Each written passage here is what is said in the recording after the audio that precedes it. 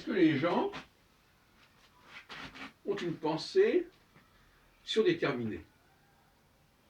C'est-à-dire, est-ce que notre façon de percevoir le monde n'est pas déjà déterminée par notre caractère, par notre caste, comme on voudra, par notre verticalité? Parce que l'horizontalité, c'est l'appartenance à une certaine culture.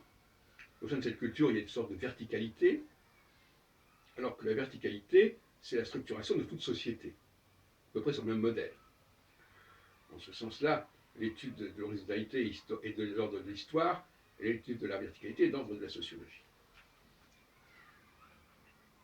Par exemple, quelqu'un, je crois que c'est Olivier Rey qui dit sur une chaîne,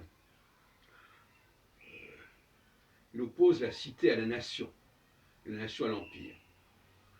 Donc, une trinité sur laquelle j'ai beaucoup travaillé. Alors, il nous dit qu'effectivement, le mot politique vient de polis, qui est la ville. Ça veut dire que la ville est l'unité naturelle de la vie humaine, de la vie sociale. Ça, c'est le point de vue numéro 3.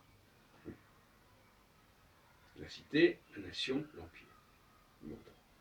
La cité 3, la nation 2, l'empire 1. On pourrait inverser. Alors, astrologiquement, sa structure explique que l'empire correspond à Saturne, qui est le cycle le plus long, qui englobe le plus de temps, et qui implique un mouvement, une couverture d'espace de plus en plus large. Et Jupiter est un cycle plus petit, et Mars, on va rentrer dans le détail technique, le cycle plus court. Alors, Rey nous dit, finalement, la nation, c'est encore ce qu'il y a de mieux. C'est plus à notre échelle. La cité, c'est quand même un peu limité, l'empire, c'est n'importe quoi, donc la nation, c'est ça qui est important. Alors moi, personnellement, je suis plutôt marqué par Saturne. Donc je vois les choses au niveau...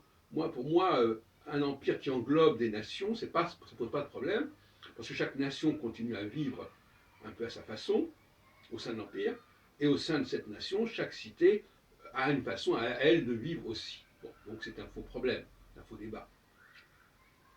C'est pas exclusif, c'est pas la poire ou le fromage. Ça se situe sur des plans différents. Mais chacun tire nécessairement la couverture à lui, et celui qui se situe, qui se sent à l'échelle 3, n'a pas la même perception des choses que celui qui est à l'échelle 2 ou à l'échelle 1, pour revenir au terme que j'ai développé avant.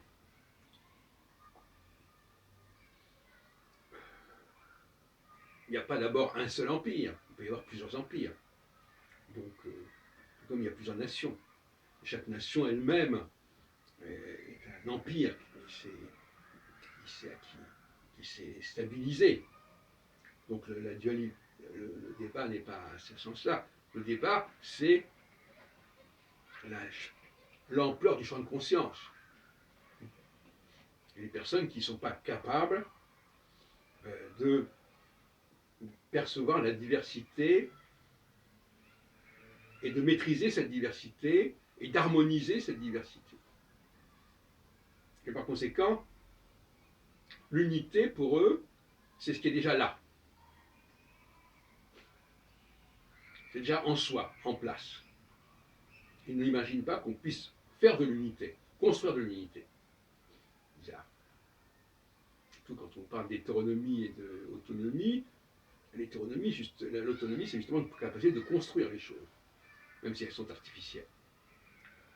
Quelque part, les empires sont quelque chose d'artificiel, mais moins artificiel, quelque part, que d'autres structures. Puisque elle ne ferme pas. L'empire, c'est une structure ouverte, par définition. C'est ce qui fait son problème. Elle est ouverte, donc elle peut englober davantage. Elle peut s'étendre. La nation, la ville, elle escalade. Elle a ses frontières, elle a ses limites. La nation aussi, elle a ses frontières. L'empire n'a pas de frontières dans l'absolu. Quand il n'y a pas de frontières, ça veut dire qu'il ne veut pas circonscrire les choses de manière artificielle. accepter les choses comme elles sont. C'est ce qu'on appelle le processus d'entropie. La nation est beaucoup plus néganthropique, et la cité, n'en parlons pas. Donc, la seule question que j'étais en train de poser ici, c'était est-ce que les gens ne choisissent pas dans ce qu'ils entendent, dans ce qu'ils lisent, que les choses qui leur parlent, qui correspondent à leur nature.